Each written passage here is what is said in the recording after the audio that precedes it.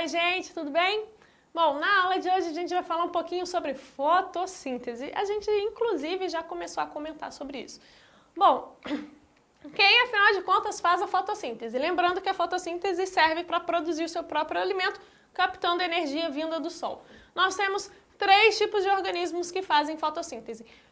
Plantas, que vocês conhecem com certeza, as algas, que a maioria conhece, mas algumas pessoas ainda ficam assim, nossa, as algas também fazem fotossíntese? Sim, elas fazem fotossíntese. Inclusive, elas são o pulmão do mundo, porque são elas as maiores captadoras de gás carbônico e liberação de oxigênio do planeta, e não são as florestas, mas as florestas também ajudam. E nós temos também as bactérias fotossintetizantes. Sim, bactérias também fazem fotossíntese. Olha que loucura! Isso eu tenho certeza que a maioria não sabia. Mas acontece uma coisa, as bactérias elas realizam fotossíntese, porém elas não liberam o gás oxigênio. Elas fazem fotossíntese, captam energia vinda do sol para produção de alimento, mas sem liberação de oxigênio. Apenas quem libera oxigênio através da fotossíntese são as algas e as plantas, tá bom? Aí aqui eu coloquei uma imagenzinha linda, adoro. Água e Floresta, se eu não me engano, é o nome dessa página, amo essa página. E aí a gente tem então aqui, só para lembrar disso, temos as florestas e nós temos as algas e os fitoplânctons. Olha aqui eles também produzindo fotossíntese, liberando oxigênio, enquanto as árvores são responsáveis por 30%, ou seja, vegetação terrestre só tem 30% de liberação de oxigênio. A parte aquática dessas algas e fitoplâncton são responsáveis por 70% da liberação do oxigênio. Bom? E aqui algumas bactériazinhas lindas, que são as bactérias fotossintetizantes. Bom, mas vamos lá, vamos falar das plantas primeiro. Vamos ficar nas plantas porque as bactérias já são bem simplesinhas, então a gente só precisa lembrar que algumas também realizam fotossíntese.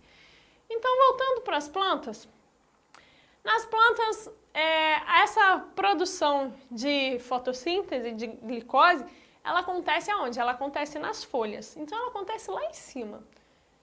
Mas, se é açúcar, toda planta precisa desse açúcar. Então, ela acontece na folha e ela precisa ser levada para toda essa planta, para toda essa árvore.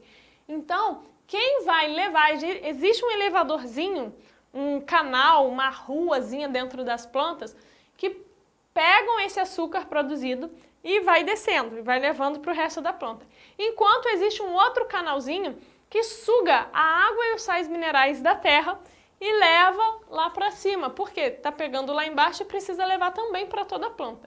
Então é como se a gente tivesse 2 elevadores, um que só desce com o que a gente precisa e outro que só sobe com o que a gente precisa. O xilema, ele vai ser esse elevadorzinho que leva a seiva mineral. A seiva mineral são as águas e os sais minerais. Então o xilema é sempre de baixo para cima, de baixo xilema, de baixo para cima.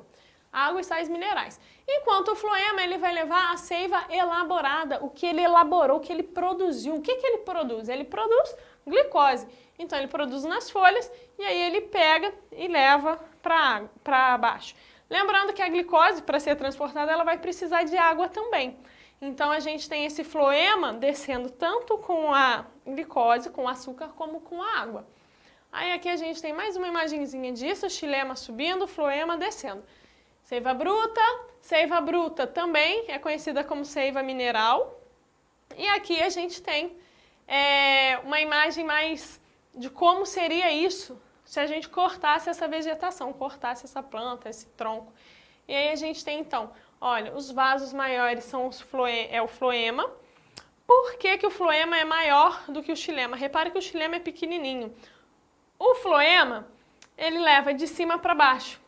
Tudo de cima para baixo cai com maior facilidade, né? Por causa da gravidade. Porém, para subir é muito difícil. Para subir, quanto mais estreito for o vaso, melhor. Por quê? Porque graças à tensão superficial, à adesão da água, uma molécula da água vai puxando a outra. É a mesma coisa que o canudinho, quando a gente chupa alguma coisa. Por exemplo, sei lá, você está tomando um refrigerante, ou sei lá, um suco, e você chupa pelo canudinho. O canudinho fininho, ele consegue levar esse líquido até você. Então, o xilema ele precisa ser mais fininho para conseguir sugar, puxar toda essa água e sais minerais para a planta e levar até lá em cima. Quanto mais estreitinho, mais alto ele consegue levar. Enquanto o floema, ele é maior porque ele só precisa pôr ali e descer de uma vez e distribuindo, tá bom? E aí, então, essa fotossíntese ela vai acontecer aonde? Na folha, tá? Mas existem furos na folha? Existem estruturas muito pequenininhas que a gente vai dar o nome de estômatos.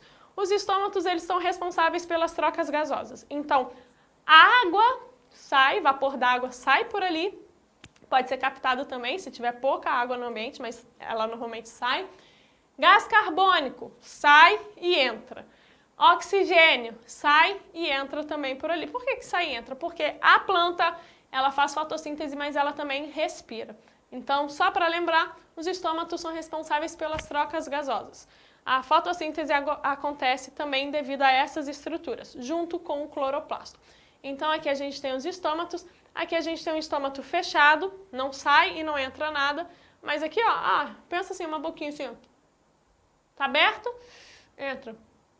Fechou, não passa nada. Então, aqui é um estômato aberto, tá acontecendo a troca gasosa, e aqui no estômato fechado não acontece troca gasosa. E aí, vamos lá, a fotossíntese em si, ela vai acontecer no cloroplasto. O cloroplasto é uma estrutura presente dentro da célula. Então, temos a folha, você vai lá, pega a folha, olha bem essa folha, abre essa folha, e você vai encontrar várias células presentes nessa folha. Vamos pegar uma folhinha dessas várias células. Essa é a célula, uma das células da folha. Agora, cadê o cloroplasto? O cloroplasto é essa estruturinha, cadê? Aqui, ó, verdezinha, pequenininha. Vamos chegar mais perto dele? Aqui, abriu. Esse é o cloroplasto. É aqui, no cloroplasto, que acontece a fotossíntese. Então, aqui a gente tem um cloroplasto maior. E como que essa fotossíntese acontece? Capta a luz solar, pega essa luz, transforma em energia. Essa energia fica aqui, ó, cheia de energia. Ao mesmo tempo, a gente tem a água entrando, então olha só. Luz solar, luz, a água entra nessa planta. Entrou, o que mais que vai precisar? Ó, a água entra, nesse primeiro momento, quebra a molécula da água, solta o oxigênio. Ficou o quê? Ficou só o H. Ok. Esse H vai sofrer vários processos aqui dentro. Nesses processos, a gente vai ter, então, a produção do açúcar. E olha só, como? Entra gás carbônico. Então, entra o gás carbônico, o hidrogênio daqui, esse Hzinho, entra aqui também e vai formar esse açúcar. Então, esse processo todo aqui, é isso aqui, gente. Olha só. A gente tem aqui, então, gás carbônico entrando, água entrando, energia vindo da luz solar para energizar isso, liberação do oxigênio primeiro, formação do açúcar. Açúcar também é chamado de glicose, fórmula da glicose, C6H12O6, tá bom?